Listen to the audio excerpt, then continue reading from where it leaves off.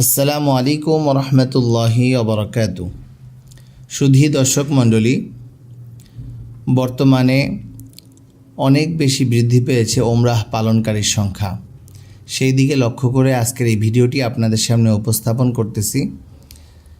একটু ধৈর্য ধারণ করে যদি ভিডিওটি শুরু থেকে শেষ পর্যন্ত দেখেন, তাহলে দেখতে পারবেন যে ওমরাহ পালনের সময় কখন, কোথায়, কিভাবে কি আমল করতে হয়।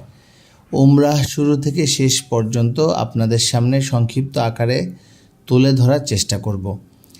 আপনি পৃথিবীর যে প্রান্ত থেকে আসেন না কেন, মক্কা শরীফের প্রবেশের আগে চতুর্দিকে যে মিকাত রয়েছে, এহরাম বাঁধার যে সীমানা রয়েছে, সেই মিকাত অতিক্রম করার আগে অবশ্যই এহরাম বেঁধে নিয়ত করে নিতে হবে।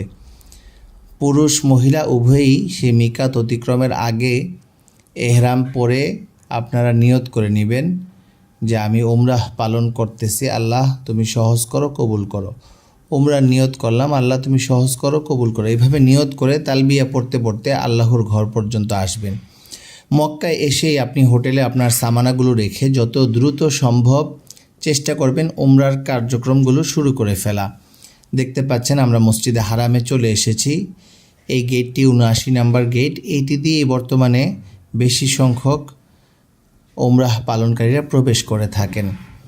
এই গেট দিয়ে প্রবেশ করলেই আপনার চোখের সামনে আসবে কাবা শরীফ, আল্লাহর ঘর। আল্লাহর ঘর দেখার মুহূর্তটি দোয়া কবুলের সময়। এই মুহূর্তটি আপনারা দোয়া করবেন, হাঁটতে থাকবেন এবং দোয়া করতে থাকবেন। আমি জুম করে দেখানোর চেষ্টা করতেছি। এই যে আল্লাহর ঘর দেখা যাচ্ছে মসজিদে হারামের এই গেট দিয়ে প্রবেশের পরপরই। আপনারা আল্লাহর ঘর দেখা মাত্রই দোয়া করবেন, সামনের দিকে অগ্রসর হতে থাকবেন এবং দোয়া করতে থাকবেন। আল্লাহর ঘর দেখার পরেই তালবিয়া পড়া বন্ধ করে দিবেন এবং যখন কাবা চত্বরে চলে আসবেন, আমরাও কাবা চত্বরে চলে এসেছি, তখন দেখবেন যে বাইতুল্লাহ যে 4টি কোণা রয়েছে তার মধ্যে হজরে আসওয়াদের কোণায় চলে যাবেন। কাবা শরীফের দরজার ঠিক বাম দিকেই হচ্ছে হজরে আসওয়াদের কোণা।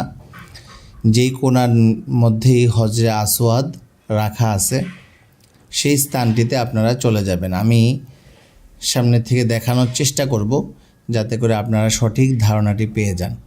পুরুষরা ওই সময় ডান হাত এহরাম থেকে বের করে নেবেন। এটিকে ইজতেবা বলা হয়। আমরা কাবা শরীফের দরজার সামনে রয়েছি। দরজার ঠিক বাম দিকে যে কোণাটি, এটিই হচ্ছে হজরে আসওয়াদের কোণা। এই যে দেখাচ্ছি আপনাদেরকে, এই কোণাটি হচ্ছে হজরে আসওয়াদের কোণা। এই কোণা থেকেই তোয়াফ শুরু হবে। প্রতিটা চক্কর এখান থেকেই শুরু হবে, এখানেই শেষ হবে। এইভাবে 7 চক্কর ঠিক এই কোণার মধ্যেই শেষ হবে। এই কোণাটি ভালোভাবে চেনার জন্য এইদিকে মসজিদে হারামের অংশে, চতুর্দিকে যে মসজিদে হারাম রয়েছে, হারামের অংশে সবুজ বাতি লাগানো আছে। আমি আপনাদেরকে দেখাচ্ছি। এই যে দেখতে পাচ্ছেন মসজিদে হারামের দেওয়ালে সবুজ বাতি লাগানো আছে। এই যে দেখুন সবুজ বাতি লাগানো আছে। এই সবুজ বাতি বরাবরই হচ্ছে হজরে আসওয়াদের এই কোণাটির অবস্থান। ঠিক এখানে এসে কাবা শরীফের দিকে ফিরে, হজরে আসওয়াদের দিকে ফিরে বিসমিল্লাহি আল্লাহু আকবার ওয়ালিল্লাহিল হামদ বলে 2 হাতে হজরে আসওয়াদ বরাবর ইশারা করে চুমু খেয়ে আপনি আপনার তোয়াফ শুরু করবেন। বলবেন, আল্লাহ আমি তোয়াফ শুরু করতেছি, তুমি সহজ করে দাও, কবুল করে নাও। এখন কাবা শরীফ থাকবে বাম দিকে, আমরা তোয়াফ করতে থাকব। প্রথম 3 চক্কর রমল হবে, পুরুষরা একটু বাহাদুরের মতন হাঁটব। কাবা বাম দিকে থাকবে, সামনের দিকে চলতে থাকব, এক একটা কোণা অতিক্রম করতে থাকব। হজরে আসওয়াদের কোণার পরে প্রথম এই কোণাটি আমরা অতিক্রম করতেছি। কাবা শরীফ বাম দিকে থাকবে। এখন আপনাদেরকে বোঝানোর জন্য আমি কাবা শরীফের দিকে ক্যামেরা ধরে আছি। আপনারা ওই সময় সামনের দিকে তাকিয়ে থাকবেন বা নিচের দিকে তাকিয়ে চলতে থাকবেন এবং দোয়া করতে থাকবেন। সরাসরি কাবার দিকে তাকাবেন না তোয়াফরত অবস্থায়। যে কোনো দোয়া আপনি করতে পারেন। আপনার যত চাওয়া আছে রব্বুল আলামিনের কাছে আপনি চাইতে থাকবেন আপনার ভাষায়। আপনার যে ভাষা, এটিও আল্লাহ তাআলাই আপনাকে দান করেছেন। এই ভাষায় আপনি দোয়া করতে থাকবেন। দেখতে পাচ্ছেন আরও একটি কোণা আমাদের সামনে অতিক্রম করতেছি। এই অতিক্রমের সময় দোয়া কবুলের মুহূর্ত। এই মুহূর্তগুলো কাজে লাগাবেন, দোয়া করতে থাকবেন। বেশি বেশি দোয়া করতে থাকবেন। অনেক কাফেলা দেখবেন বই হাতে নিয়ে দোয়া করতেছে, আপনি আপনার ভাষায় করবেন।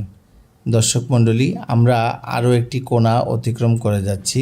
হজরে আসওয়াদের পরে আমরা মোটামুটি 2টি কর্নার, কাবা শরীফের 2টি কর্নার আমরা অতিক্রম করে যাচ্ছি। এই সময়গুলোতে আপনি আপনার ভাষায় দোয়া করতে থাকবেন। এই যে দেখতে পাচ্ছেন, এই কোণাটিও আমরা অতিক্রম করে যাচ্ছি। এর পরবর্তী কোণা অর্থাৎ তৃতীয় যেই কোণাটি, সেটি হচ্ছে রুকনে ইয়ামিনী। হজরে আসওয়াদের আগের কোণাটা হচ্ছে রুকনে ইয়ামিনী। আমি সেখানে দেখাবো আপনাদেরকে। এই কোণাটি পুরাটাই গোল্ডেন কালারের কাজ করা। আমরা সামনের দিকে অগ্রসর হচ্ছে। এই রুকনে ইয়ামিনী পর্যন্ত প্রতি চক্করে আপনি আপনার মতন করে দোয়া করতে থাকবেন, আর সেই রুকনে ইয়ামিনী থেকে রব্বানা আতিনা পড়বেন। এই যে দেখতে পাচ্ছেন, এটাই হচ্ছে রুকনে ইয়ামিনীর কোণা। এই রুকনে ইয়ামিনীর কোণা থেকেই আপনি রব্বানা আতিনা ফিদ দুনিয়া হাসানাতাও ওয়া ফিল আখিরাতি হাসানাতাও ওয়া কিনা আযাবান নার এই দোয়া করতে থাকবেন হজরে আসওয়াদের কোণায় পৌঁছানো পর্যন্ত। এর পরের কোণাটি হচ্ছে হজরে আসওয়াদের কোণা। এই যে দেখতে পাচ্ছেন, এখান থেকে আমরা কিন্তু তোয়াফ শুরু করেছিলাম। এতটুকু প্রতি চক্করেই রুকনে ইয়ামিনী থেকে হজরে আসওয়াদ পর্যন্ত আপনারা রব্বানা আতিনা পড়বেন। বোঝার জন্য এই পাশে সবুজ বাতি লাগানো আছে মসজিদে হারামে, আপনাদেরকে আগেও দেখিয়েছিলাম। এই সবুজ বাতি পর্যন্তই হচ্ছে হজরে আসওয়াদের কোণা। প্রতিটা চক্কর আপনারা ঠিক এইভাবে যেই দোয়া আপনার প্রয়োজন আপনি সেই দোয়া করতে থাকবেন, এবং রুকনে ইয়ামিনী থেকে হজরে আসওয়াদ পর্যন্ত প্রতি চক্করেই আপনি রব্বানা আতিনা পড়বেন। কেননা রাসূলুল্লাহ সাল্লাল্লাহু আলাইহি সাল্লাম এখানে এই দোয়াটি বেশি বেশি করতেন। প্রথম 3 চক্কর পুরুষরা একটু বাহাদুর ভাব রাখবেন, রমল করবেন, আর পরবর্তী চক্করগুলো আপনারা স্বাভাবিকভাবে শেষ করে 7 চক্কর শেষ করবেন। আমি তোয়াফের একটি চক্কর আপনাদের সামনে উপস্থাপন করেছি, যে চক্করে এই যে এটি হচ্ছে রুকনে ইয়ামিনী। প্রতি চক্করে এখান পর্যন্তই হচ্ছে আপনি দোয়া করবেন আপনার মতন করে। তারপর হজরে আসওয়াদ, ওই যে সবুজ বাতি, হজরে আসওয়াদ পর্যন্ত আপনি রব্বানা আতিনা ফিদ দুনিয়া হাসানাতা ওয়া ফিল আখিরাতি হাসানাতা ওয়া কিনা আযাবান নার এই দোয়াটি করবেন। এইভাবে 7 চক্কর শেষ হয়ে গেলে কাবা শরীফের দরজার কাছেই মাকামে ইব্রাহিম রয়েছে, জান্নাতি পাথর। এই মাকামে ইব্রাহিমের পিছনে এই যে দেখতে পাচ্ছেন, এইখানেই হচ্ছে মাকামে ইব্রাহিম। এই মাকামে ইব্রাহিমের পিছনে এই স্থানটি হচ্ছে নামাজের জায়গা। এখানে তোয়াফের 2 রাকাত নামাজ আপনি অবশ্যই আদায় করে নেবেন। উমরার তোয়াফ হোক বা নফল তোয়াফ হোক, আপনি তোয়াফ শেষে ঠিক মাকামে ইব্রাহিমের পিছনে এই স্থানটি দেখবেন যে সবাই এখানে নামাজ আদায় করতেছে। তো এইখানে এসে 2 রাকাত নামাজ যে কোনো সূরা দিয়ে আপনি আদায় করতে পারেন। আমি আবারও দেখাচ্ছি, এই যে সামনে মাকাম ইব্রাহিম, গোল্ডেন কালারের গ্লাস দেওয়া রয়েছে, জান্নাতি পাথর এখানে সংরক্ষিত। যে পাথরে দাঁড়িয়ে ইব্রাহিম আলাইহিস সালাতু ওয়াস সালাম কাবা পুনর্নির্মাণ করেছিলেন, ঠিক এই পাথরের পিছনে মাকাম ইব্রাহিমের পিছনে এই স্থানটি। এখানে সবাই নামাজ আদায় করতেছেন যাদের তোয়াফ শেষ হয়ে গিয়েছে। এইখানে নামাজ আদায়ের পরেই আপনারা জমজমের পানি পান করে নেবেন। নামাজ শেষে দোয়া করবেন, দোয়ার পরে জমজমের পানি পান করে নেবেন। এরকম চতুর্দিকে আপনারা দেখবেন যে পানির জার লাগানো আছে, সেখান থেকে পানি নিয়ে আপনারা জমজমের পানি পান করবেন। জমজমের পানি পান করার সময়টিও দোয়া কবুলের মুহূর্ত। আপনারা জমজম পান করে চলে যাবেন সাফা পাহাড়ে। আমরা আলহামদুলিল্লাহ সাফা পাহাড়ে চলে এসেছি। আমাদের সামনে দেখতে পাচ্ছেন দর্শক মণ্ডলী, এই যে পাহাড়ের কিছু অংশ বিশেষ এখানে আছে। এটি মূলত সাফা পাহাড়। সাফা থেকে আপনারা নিয়ত করে নেবেন যে আমি সাই শুরু করতেছি, আল্লাহ সহজ করো, কবুল করো, বিসমিল্লাহি আল্লাহু আকবার। সাফা পাহাড় দোয়া কবুলের জায়গা। এখান থেকে চক্কর শুরু হবে মারওয়ার দিকে। হজরতে হাজেরা আলাইহিস সালাম পানির খোঁজে শিশু ইসমাইল আলাইহিস সালামকে রেখে এই স্থানটিতে উনি পানির জন্য দৌড়াদৌড়ি করেছিলেন। আমরা সাফা থেকে মারওয়ার দিকে যাচ্ছি। মারওয়াতে গেলে 1 চক্কর হবে। এই যাওয়ার পথে হজরতে হাজেরা যে স্থানটিতে দৌড় দিয়েছিলেন সেই স্থানটি এখানে সবুজ বাতি লাগানো আছে। শুধুমাত্র পুরুষরা দৌড় দিবে, মহিলারা দ্রুত হাঁটবে। হজরতে হাজেরা এখানে দৌড় দিয়েছিলেন, বাচ্চাকে দেখা যাচ্ছিল না। উনি এই স্থানটুকু দৌড়ে অতিক্রম করেছিলেন। তাই পুরুষরা এই স্থানটি দৌড় দিবেন। এই যে উপরে দেখতে পাচ্ছেন সবুজ বাতি লাগানো আছে সেই বিশেষ জায়গাটি, এটিও দোয়া কবুলের জায়গা। দেখতে পাচ্ছেন আপনার এই যে পুরুষরা দৌড় দিয়েছেন, এই স্থানটি পুরুষরা দৌড় দিয়ে অতিক্রম করবেন।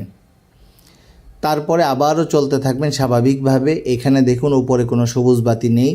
আমরা সবাই মারোয়ার দিকে যাচ্ছি। সাফা থেকে মারোয়ায় গেলে 1 চক্কর হবে, আবার মারোয়া থেকে সাফায় আসলে 2 চক্কর হবে, আবার সাফা থেকে মারোয়াতে গেলে 3 চক্কর হবে। এইভাবে 7 চক্কর মারোয়াতে শেষ হবে। হজরতে হাজেরা এখানে পানির জন্য আল্লাহর কাছে সাহায্য চাইতেছিলেন এবং এখানে দৌড়াদৌড়ি করতেছিলেন। এমনভাবে আল্লাহ তাআলা ওনার এই চাওয়া কবুল করছেন যে জমজম দান করে দিয়েছেন। সুবহানাল্লাহ, কিয়ামত পর্যন্ত মানুষ এই জমজম দ্বারা উপকৃত হচ্ছে। আমরা এখন মারোয়ার দিকে যাচ্ছি। এই যে আস্তে আস্তে উপর দিকে উঠতেছি, মারোয়া পাহাড়। এখানে এগুলো এখনই সব শীতাতপ নিয়ন্ত্রিত এলাকা। অনেকগুলো ফ্লোর করে দেওয়া হয়েছে যাতে করে কোনো দুর্ঘটনা না ঘটে। হাজী সাহেবরা সবাই সাফা থেকে মারোয়ায় এসেছেন। এই স্থানটিও দোয়া কবুলের জায়গা। চলতে চলতে আপনি দোয়া করতে থাকবেন। মারোয়াতে আসলাম মানে 1 চক্কর হয়ে গেল। এখন আমরা মারোয়া থেকে ঘুরে আবারও সাফার দিকে যাব। যাওয়ার একটি পথ বানানো আছে, আসার একটি পথ বানানো আছে, যাতে করে কোনো দুর্ঘটনা এখানে না ঘটে। আমরা আলহামদুলিল্লাহ সাফা থেকে মারোয়াতে চলে এসেছি। এখন আমরা মারোয়া থেকে আবারও সাফার দিকে ঘুরে আমরা সাফার দিকে রওনা করব। সাফার থেকে যখন মারোয়া এসেছিলাম, সবুজ বাতির নিচে যেভাবে আমরা পুরুষরা দৌড় দিয়েছিলাম, ঠিক এখনও মারোয়া থেকে সাফায় যাওয়ার সময় ওই স্থানটিতে সবুজ বাতি লাগানো রয়েছে। সেখানে পুরুষরা আবারও দৌড় দিবে এবং দৌড়ে সেই স্থান অতিক্রম করার পরে মহিলারা দ্রুত হেঁটে আসবে। তারপর আবারও স্বাভাবিকভাবে চলতে থাকব সাফা পর্যন্ত। এইভাবে সাফায় গিয়ে পৌঁছালে 2 চক্কর হবে, আবার সাফা থেকে মারোয়াতে আসলে 3 চক্কর হবে। এইভাবে 7 নম্বর চক্কর আপনাদের মারোয়া পাহাড়ে শেষ হবে। তারপর আপনারা চুল কাটবেন, চুল কেটে হালাল হয়ে যাবেন। এর আগ পর্যন্ত উমরার কার্যক্রম চলতে থাকবে। দেখতে পাচ্ছেন আবারও আমাদের সামনে সবুজ বাতি এসেছে। আমরা কিন্তু এখন মারোয়া থেকে সাফায় আসতেছি। এই স্থানটি দৌড় দিতে হবে। পুরুষরা এখানে দৌড় দেবে, মহিলারা দ্রুত হাঁটবে। আমরা আবারও সাফা পাহাড়ে চলে আসলাম।